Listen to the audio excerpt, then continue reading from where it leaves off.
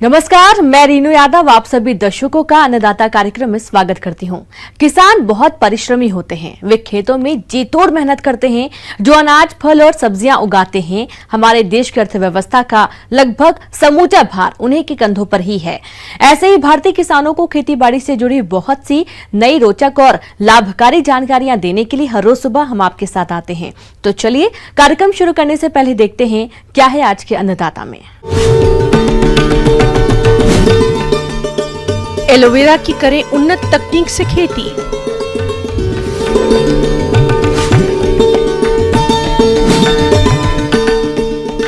कृषि बागवानी अपनाएं, आमदनी बढ़ाएं।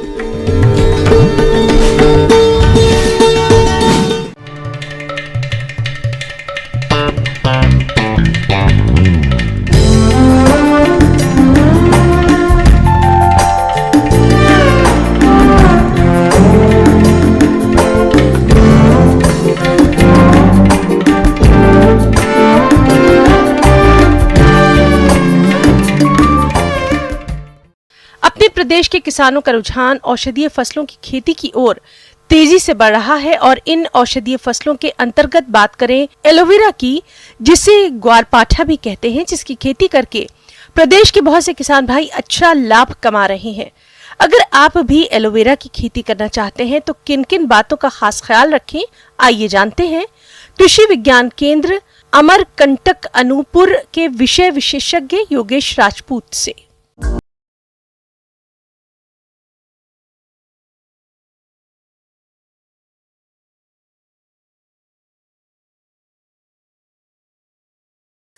मैं बताना चाहूँगा आपको कि जो पड़ती भूमि, जिस भूमि में आप कोई भी फसल नहीं लगा सकते हैं, कृषि की कोई भी फसल, धान, अन्न, कोई भी फसल नहीं उगा सकते, ऐसी भूमि में आप एलोवेरा की खेती कर सकते हैं।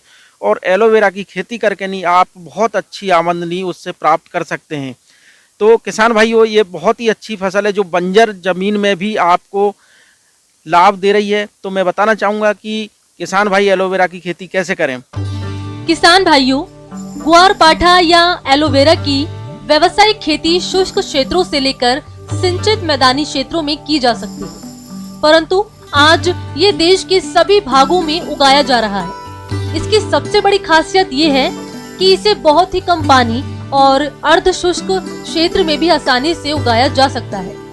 भारत में एलोवेरा की बहुत सारी किस्में विकसित नहीं हुई है, फिर भी IC 111271, IC 111280, IC 111269 और IC 111273 और सिमसीतल L123 आदि किस्मों का व्यावसायिक तौर पर उत्पादन किया जा सकता है। तो सर्वप्रथम किसान भाई एलोवेरा की खेती के लिए जमीन को बहुत अच्छे से तैयार करना है।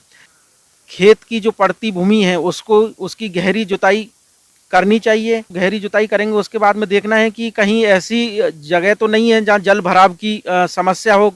तो ऐसे जो जल भराव वाली जगह हैं उनको अपन को समतल करना है और समतल करने के बाद में फिर उसको अपन अच्छे से 1-2 बार और कल्टीवेटर से जुताई करें। जुताई करने के बाद में फिर उसमें अपन अगर 1 एकड़ की बात करें तो 10 टन गोबर की सड़ी हुई अच्छी खाद उसमें पर्याप्त मात्रा में मिलाएं और सड़ी हुई खाद मिलाने के बाद में फिर एक जुताई करनी है, जिससे क्या होगा कि जो खाद आपने डाला था वो पूरे खेत में मिल जाएगा। किसान भाइयों, इस फसल को रासायनिक उर्वरकों की आवश्यकता कम होती है, इसलिए आप urea 110 kilogram, single super phosphate 155 kilogram और म्यूरेट ऑफ पोटाश 42 किलोग्राम प्रति हेक्टेयर की दर से खेत की तैयारी के समय उपयोग करें। किसान भाइयों, एलोवेरा की रोपाई का सबसे उपयुक्त समय जुलाई और अगस्त है, लेकिन सिंचाई की सुविधा वाले क्षेत्रों में हम सालों भर इसकी रोपाई कर सकते हैं। लेकिन इस बात का ध्यान रखना चाहिए कि अगर जाड़े में कड़ाके की ठंड पड़ रही हो तब इसकी रोपाई नहीं करनी चाहिए। इसके बाद में किसान भाई एलोवेरा का जो स्लिप्स लगती हैं उनको एक अच्छी ऑथेंटिक या रजिस्टर्ड कंपनी से ही लें, उसके बाद में खेतों में रोपित करें। किसान भाई ध्यान रखें कि पौधे से पौधे की जो बीज की दूरी है वो लगभग 1 से 1.5 फीट होने चाहिए। उसके बाद में इसमें बहुत सिंचाई की आवश्यकता नहीं होती है, लेकिन हल्की हल्की सिंचाई 5 से 6 दिन में किसान भाई करते रहें। और दूसरी चीज़, इस चीज़ का ध्यान रखें कि बारिश के महीने में ये जो पौधा रहता है वो पानी के लिए बहुत सेंसिटिव रहता है। तो जल भराव की समस्या जहाँ भी खेत में दिखे वहाँ उसको निकालने के लिए निकासी की व्यवस्था बनाएं, नालियाँ बनाएं, जिससे कि क्या होगा कि जल जो है वो पूरे खेत से बाहर निकल जाए और आपकी सड़न की समस्या कम से कम हो जाएगी। तो किसान भाइयों, ये बहुत अच्छी फसल है जो कि पड़ती ज़मीन में बहुत आसानी से हो सकती है। और जैसे मैं बताना चाहूँगा कि एलोवेरा की जो मार्केट में कीमत है तो 4 से 5 रुपये किलो ग्रीन जो होता है, जो एलोवेरा की पत्तियाँ होती हैं वो मार्केट में बेची जा सकती हैं। और ये जो फसल है वो 2 से 3 साल तक लगातार चल सकती है इसमें, क्योंकि जो स्लिप्स हैं वो जो राइजोम्स होते हैं वो साइड से निकलते रहते हैं एलोवेरा में और ये मल्टीप्लाई होते रह सकता है। तो लगभग 2 से 3 तुड़ाई इसमें की जा सकती है। किसान भाइयों, रोपाई के 10 से 15 महीनों में पत्तियां पूर्ण विकसित और कटाई के योग्य हो जाती हैं। पौधे की ऊपरी नई पत्तियों की कटाई ना करें। निचली और पुरानी 3 से 4 पत्तियों को पहले काटना चाहिए। इसके बाद लगभग 45 दिन बाद दोबारा 3 से 4 निचली पुरानी पत्तियों की कटाई करें। इस प्रकार ये प्रक्रिया 3 से 4 साल तक दोहराई जा सकती है। 1 हेक्टेयर क्षेत्रफल से लगभग हर साल 50 से 60 टन ताजी पत्तियों की प्राप्ति होती है। दूसरी चीज ये रहती है कि इसमें बाजू से जो राइजोम निकलते हैं, सकर्स निकलते हैं, उनको भी आप मार्केट में बेच सकते हैं, जिसकी कीमत लगभग मार्केट में 1 से 1.5 रुपये बाजार में रहती है। तो ये लगा लीजिए आप 1 हेक्टेयर जमीन से लगभग 2.5 से 3 हज़ार सकर्स निकाले जा सकते हैं, जो कि 2 से 3 महीने में फिर रिप्लिकेट होते रहते हैं। तो ऐसे करके नहीं, आप साल भर में लगभग 10 से 15 हज़ार रुपये के शक्कर बहुत आसानी से बेच सकते हैं। तो एलोवेरा एक ऐसी फसल है जो कि पड़ती भूमि पर बहुत आसानी से उग सकती, जो भूमि किसी भी फसल के लिए योग्य नहीं है उस भूमि पे आप ये एलोवेरा लगा के नहीं बहुत अच्छी कमाई कर सकते हैं। किसान भाइयों, अभी तक आपने खेती से जुड़ी हुई कुछ उपयोगी जानकारियां देखी हैं। अब लेते हैं एक छोटा सा ब्रेक, जल्द ही लौटेंगे। कार्यक्रम में आगे भी है खेती बाड़ी से जुड़ी बहुत सी महत्वपूर्ण जानकारियां, तो बने रहिए हमारे साथ।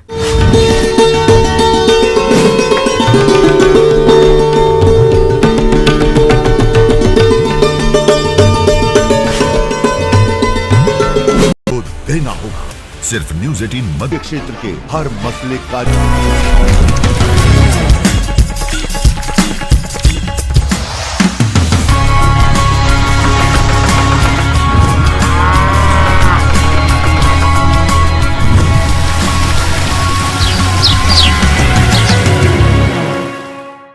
ब्रेक के बाद आप सभी दर्शकों का अन्नदाता में स्वागत है। चलिए अब रुख करते हैं अगली कड़ी की ओर।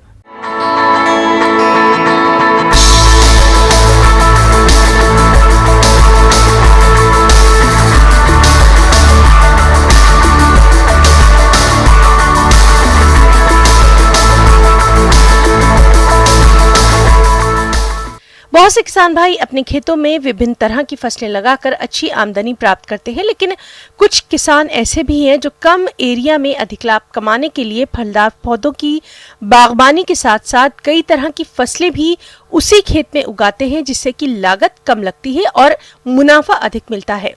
खेती में जोखिम भी कम रहता है। तो चलिए जानते हैं कृषि के साथ बागबानी की तकनीक के बारे में कृषि वैज्ञानिक डॉक्टर KS पंत से।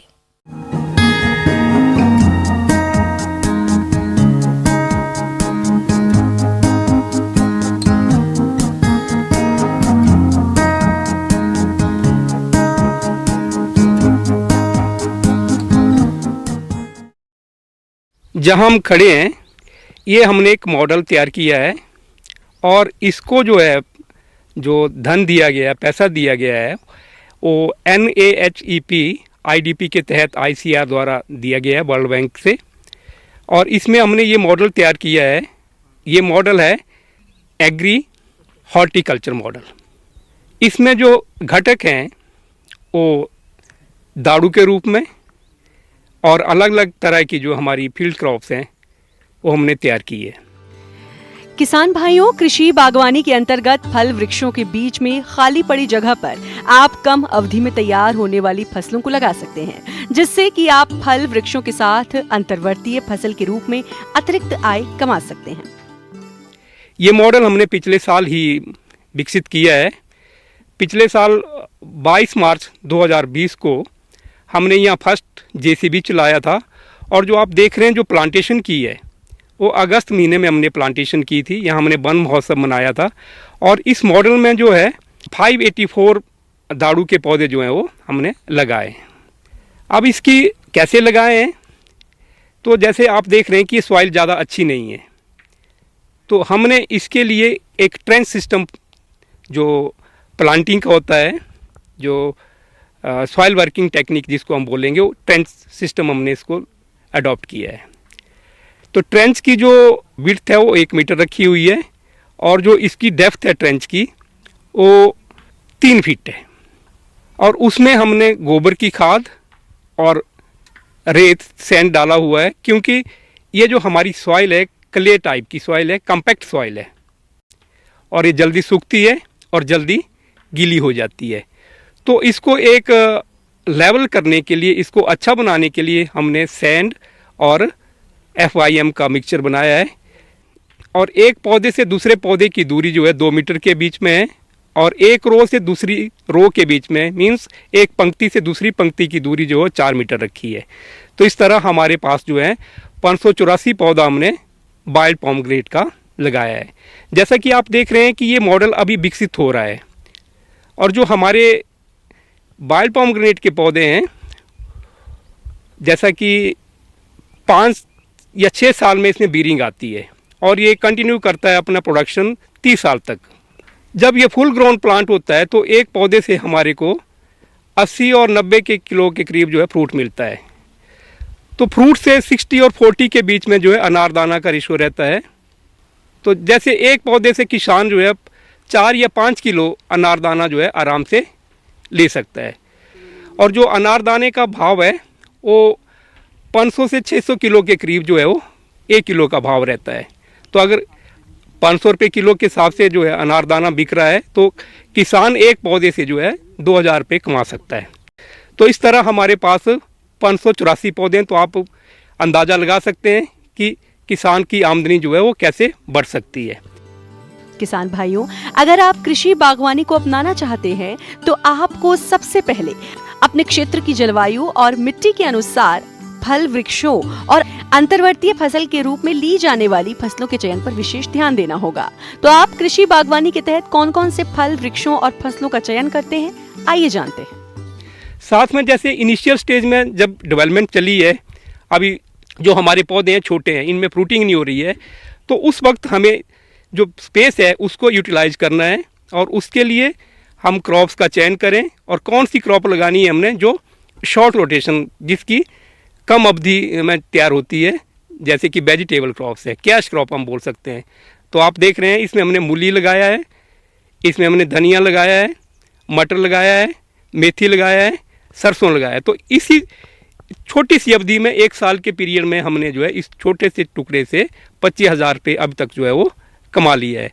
तो जो हमारे किसान बागवान हैं, अगर इस तरीके की पद्धति को जो है अडॉप्ट करते हैं तो उनके लिए ये पद्धति जो है वो फ़ायदेमंद होगी। और जहाँ तक जो मैदानी क्षेत्र हैं हमारे भारतवर्ष के, उनमें भी इस पद्धति को जो विकसित किया जा सकता है, लेकिन वहाँ कंपोनेंट जो हमने ट्री कंपोनेंट लिया है वो अलग हो सकता है। उस दाड़ू की जगह जो है वो अनार लगा सकता है किसान, अमरूद लगा सकता है, संतरा लगा सकता है, अन्य जो उसकी पसंद की जो भी क्रॉप होगी उसको वो उसका समावेश वो कर सकता है। तो ये एक टिकाऊ प्रबंधन है खेती का, जिसको हम सस्टेनेबल एग्रोफोरेस्ट्री मॉडल बोलते हैं। तो फार्मर अगर ये लगाएगा तो अपनी आजीविका को वो ऊपर बढ़ाएगा और अच्छे से अपनी आजीविका का निर्वहन करेगा। आगे और भी खेती बाड़ी से जुड़ी बहुत सी रोचक जानकारियां, पर यहाँ पर रुकेंगे एक और छोटे से ब्रेक के लिए। जल्द हाजिर होते हैं।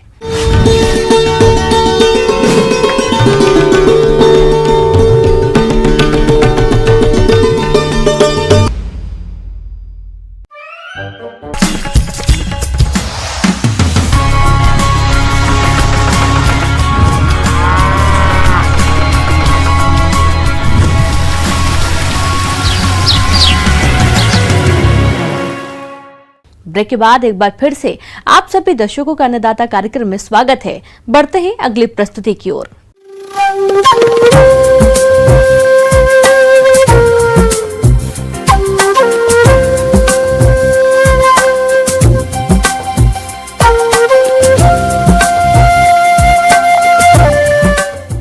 मौसम के अनुसार प्रबंधनों पर टिकी आपकी खेती बाड़ी, और इसलिए मौसम पूर्वानुमान और उस पर आधारित साप्ताहिक कृषि सलाह इस प्रकार है। इंदिरा गांधी कृषि विश्वविद्यालय रायपुर के मौसम विभाग से प्राप्त मौसम पूर्वानुमान रिपोर्ट के आधार पर रायपुर, दुर्ग, कांकेर, कबीरधाम और इनके आसपास के जिलों के किसानों को सलाह दी जाती है कि कोरोना के गंभीर फैलाव को देखते हुए किसानों को सलाह है कि कृषि कार्यों के दौरान भारत सरकार द्वारा दिए जा रहे निर्देशों, व्यक्तिगत स्वच्छता, मास्क का उपयोग, साबुन से उचित अंतराल पर हाथ धोना और एक दूसरे से सामाजिक दूरी बनाए रखने पर विशेष ध्यान दें। परिपक्व गेहूं फसल की कटाई में समय एवं ऊर्जा की बचत के लिए ट्रैक्टर चलित रीपर या कंबाइन हार्वेस्टर का उपयोग करें। चने की फसल पककर तैयार हो जाने पर कटाई का कार्य करें। ग्रीष्मकालीन फसल जैसे मूंग और उड़द नहीं लगाई है तो खेत की जुताई कर इस समय भी बुआई कर सकते हैं। समय पर बोई गई मूंग और उड़द की फसल 20 से 25 दिन की हो जाने पर निराई गुड़ाई कर खरपतवार नियंत्रित करें। ग्रीष्मकालीन तिल की फसल अगर अभी तक नहीं लगाई है तो खेत की जुताई कर इस समय भी बुआई कर सकते हैं। समय पर बोई गई तिल की फसल 15 से 20 दिन की हो जाने पर निराई गुड़ाई कर खरपतवार नियंत्रित करें। मूंगफली की फसल फली बनने की अवस्था में होने पर निराई गुड़ाई का कार्य नहीं करें। किसानों को सलाह है कि ग्रीष्मकालीन धान की फसल में तना छेदक के प्रकोप से फसल को बचाने के लिए प्रारंभिक नियंत्रण के लिए प्रकाश प्रपंच अथवा फेरोमोन ट्रैप का उपयोग करें। रासायनिक कीट नियंत्रण के लिए रिनेक्सपियर 10 किलोग्राम प्रति हेक्टेयर की दर से या कार्टाप 20 किलोग्राम प्रति हेक्टेयर की दर से छिड़काव करें। दिसंबर माह में बोई गई मक्का की फसल नरमंजरी अवस्था में होने पर नत्रजन की तीसरी मात्रा का छिड़काव करें। जनवरी में बोई गई जिन खेतों में मक्का की फसल घुटने की ऊंचाई तक आ गई हो उन खेतों में निराई गुड़ाई करके नत्रजन की शेष मात्रा का आधा हिस्सा डालकर मिट्टी चढ़ाने के बाद सिंचाई करें। दलहन और तिलहन फसल जो पक गई हो इसकी कटाई कर गहाई करें। भंडारण के लिए दलहन फसल के बीजों में 8 से 10% नमी हो, इसके लिए बीजों को धूप में अच्छी तरह से सुखाएं। जिन खेतों में गन्ने की फसल घुटने की ऊंचाई तक आ गई हो उन खेतों में निदाई गुड़ाई करके यूरिया की शेष मात्रा का आधा हिस्सा डालकर मिट्टी चढ़ाने के बाद सिंचाई करें। बेल वाली फसलों की मचान को ठीक करें और कुंदरू और परवल में उर्वरक देवें। ग्रीष्मकालीन साग सब्जी फसलों में सिंचाई व्यवस्था ठीक से करें और तापमान कीट फैलने के लिए अनुकूल है उसको ध्यान में रखते हुए भिंडी, बैंगन जैसी फसलों में रोज कीटों की निगरानी करें। आम के फलदार वृक्षों में सिंचाई करने की सलाह दी जाती है और NAA 50 ppm का छिड़काव करें जिससे फलों को झड़ने से बचाया जा सके। पेड़ की किस्म के उन्नयन के लिए मातृ वृक्ष में कलिका की तैयारी करें। केला और पपीता के पौध में सप्ताह में एक बार पानी अवश्य देवें और टपक विधि से सिंचाई का समय बढ़ाएं। दुधारू पशुओं को ग्रीष्म काल में चारा उपलब्ध कराने के लिए ज्वार की बुआई करें। तापमान में बढ़ोतरी के साथ साथ मच्छरों एवं मक्खियों का प्रकोप बढ़ रहा है, अतः उनसे बचाव के लिए पशु बाड़े में व्यवस्था करें। पशु बाड़े में हमेशा साफ एवं ठंडा पानी उपलब्ध रखें। यदि बाड़े के बाहर पानी का बर्तन रखते हों तो छायादार जगह पर रखें। पशुशाला एवं मुर्गी घर में हवा के आवागमन हेतु उचित व्यवस्था करें।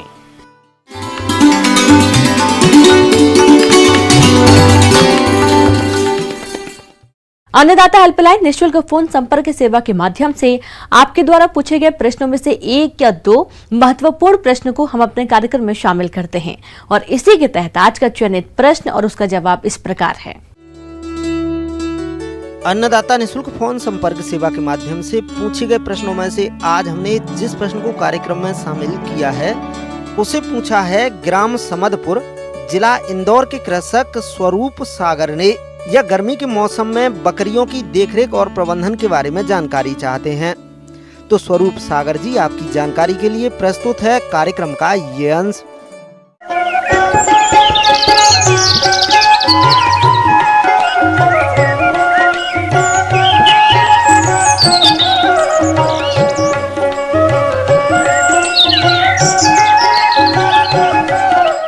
आज हम चर्चा करेंगे बकरी पालन पर। तो हम अपनी बकरियों का कैसे लालन पालन करें, उनकी आहार व्यवस्था कैसे करें, उनके खान पीने की व्यवस्था कैसे रखें, इसके बारे में हम चर्चा करेंगे। ये बहुत आसानी से हर मौसम में पल जाने वाली नस्ल तो है, लेकिन जो बहुत ही जो तीव्र जलवायु वाले समय है, सीजन है, उनमें इनकी खास देखभाल भी करें। बकरियों का आवास प्रबंधन। बकरियों के रहने का स्थान जमीन से 2 से 3 फीट ऊंचा बनवाएं। आवास को हमेशा पूर्व पश्चिम दिशा में बनवाना चाहिए ताकि हवा का आवागमन आसानी से हो सके। मौसम के अनुसार आवास में उचित तापमान बनाए रखने के लिए उचित व्यवस्था का प्रबंध करें। आवास में प्रति बकरी 10 से 12 वर्ग फीट की जगह दें। जो छत है वो थैच रूप हो, जैसे ए शेप में, बीच में ऊंचाई और साइड में थोड़ा सा नीचाई लिए हुए हो। पर्याप्त जगह हो, ओवर स्टॉकिंग ना हो, एक ही जगह एक ही बाड़े में बहुत ज़्यादा पशु ना रखे जाएं, और साथ में उनमें क्रॉस वेंटिलेशन भी बहुत ही अच्छी तरह से होना चाहिए। छायादार स्थान की व्यवस्था अति उत्तम है, उससे जानवर अत्यधिक गर्मी के चपेट में आने से बचेगा, लू लगने से बचेगा। मल मूत्र का निष्कासन बहुत ही व्यवस्थित होना चाहिए ताकि उसमें अमोनिया कलेक्शन ना हो, हवादार घर हो, साफ हो और गंध रहित हो, उसमें बदबू इकट्ठी ना हो, कीट पतंगे ना पनपें, और टिक्स का ट्रीटमेंट भी समय समय पर करते रहें। तो इनसे हम किसी भी विपरीत परिस्थिति के लिए हम तैयार हो सकते हैं। बकरियों की अच्छी वृद्धि विकास हो सके, इसके लिए खान पान का उचित प्रबंध रखना चाहिए। बकरियों के लिए हरा चारा, गेहूं का भूसा, यदि संभव हो तो चना, अरहर तथा मसूर की दाल के भूसे का इंतजाम किया जा सकता है। इसके अलावा कटहल, नीम, पीपल, पाकड़ की पत्तियों को समय समय पर हरे चारे के रूप में दे सकते हैं। बकरियां मूल रूप से ऐसी प्रजाति है, ऐसा जानवर है जो कि सब तरह के वातावरण में और सब तरह की परिस्थितियों में यह अनुकूल बैठ जाता है। यह मुख्य रूप से झाड़ीदार पत्ते खाने पर, खासतौर से पैर ऊपर करके चढ़ के उनको तोड़ के मुंह के द्वारा खाती हैं।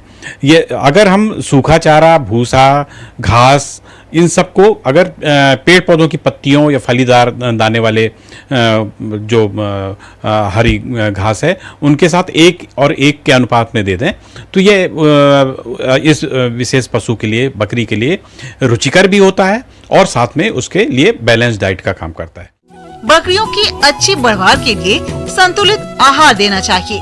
किसान अपने स्तर पर दाना या बाट बनाकर पशुओं को खिलाते हैं तो आहार पर खर्च कम आएगा। 100 किलोग्राम दाना या बाट बनाने की विधि जो इस प्रकार से है: मूंगफली की खली 15 किलोग्राम, गेहूं धान की भूसी 25 किलोग्राम, जौ ग्वार मक्का बाजरा अनाज 57 किलोग्राम, खनिज मिश्रण 2 किलोग्राम, लवण 1 किलोग्राम को अच्छी तरह से मिलाकर तैयार करते हैं। यदि हम बात करें कि इनके गर्भावस्था में और दुधारू अवस्था में जब दूध देने लगती हैं बकरियां, तो इनको थोड़ा सा अतिरिक्त भोज्य पदार्थ की जरूरत पड़ती है। तो इनमें हम 1 से 2% अगर कॉन्सेंट्रेट मिला दें तो वो और भी अधिक संतुलित हो जाता है और उसकी पूर्ति संभव होकर उनमें जो गर्भावस्था है और साथ में जो दूध उत्पादन है उसमें भरपूर उसको राशन मिल जाता है। ठंडी पानी की व्यवस्था उसको 24 घंटे उपलब्ध हो ताकि ज़रूरत पड़ने पे आवश्यकता अनुसार वह पानी पी पाए, ठंडा पानी। स्वास्थ्य प्रबंधन की बात है तो बकरियों के लिए कई कारक हैं जिसमें हमको ध्यान में रखना पड़ता है। बीमारियों से, विशेषकर संक्रामक बीमारियों से बचाने के लिए हमको जो टीकाकरण तालिका है उसका बिल्कुल अक्षरशः पालन करना चाहिए। इस मौसम में खासतौर से जनवरी से लेकर मई के बीच की बात करें तो जनवरी में जहाँ कंटेजियस प्लूरोनिमोनिया और पीपीआर का वैक्सीन होता है, मार्च में गलघोटू का वैक्सीन होगा और अप्रैल और मई में पॉक्स जिसको चेचक भी बोलते हैं, उसके अलावा एंट्रोटॉक्सीमिया और गलघोटू और मुंह पका खुरपका बीमारी का टीकाकरण बहुत आवश्यक है। जब मेमना रहता है तभी से चरणबद्ध कृमिनाशक दवाओं का भी देना बहुत जरूरी है। जब शुरू में 15 दिन का जब मेमना हो जाता है तभी उसको पाइपराजिन लिक्विड से कृमिनाश किया जा सकता है। उसके बाद 3 महीने की उम्र तक हर 15 दिन में, 3 महीने से 6 महीने की उम्र तक हर महीने और 6 महीने के बाद उस प्रत्येक पशु को हम हर दूसरे महीने कृमिनाशक दवा समय समय पर देते रहें। साथ ही अगर किसी भी पशु में बीमारी दिखती है तो उसका यथोचित बिल्कुल समय पर उपचार शुरू कर दें ताकि उसके ठीक होने की संभावना हो जाए और साथ में वह नुकसान से भी बच पाए।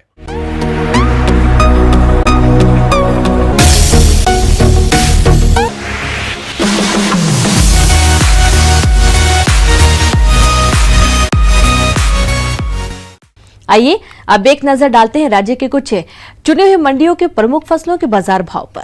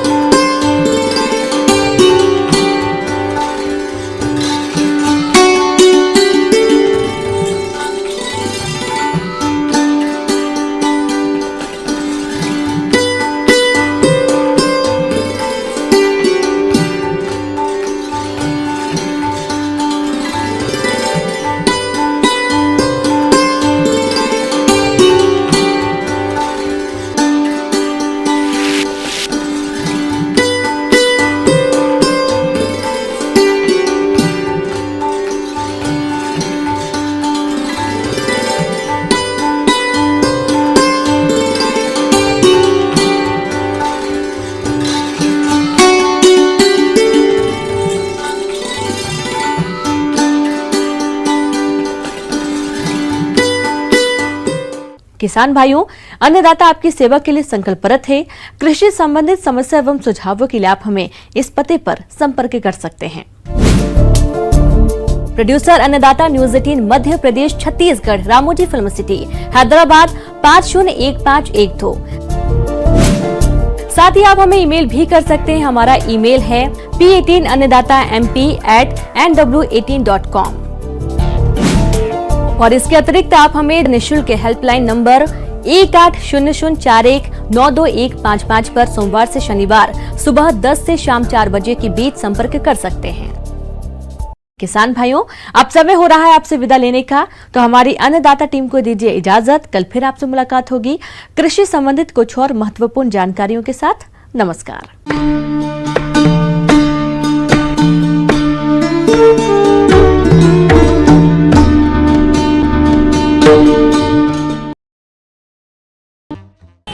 ये उपचुनाव नहीं,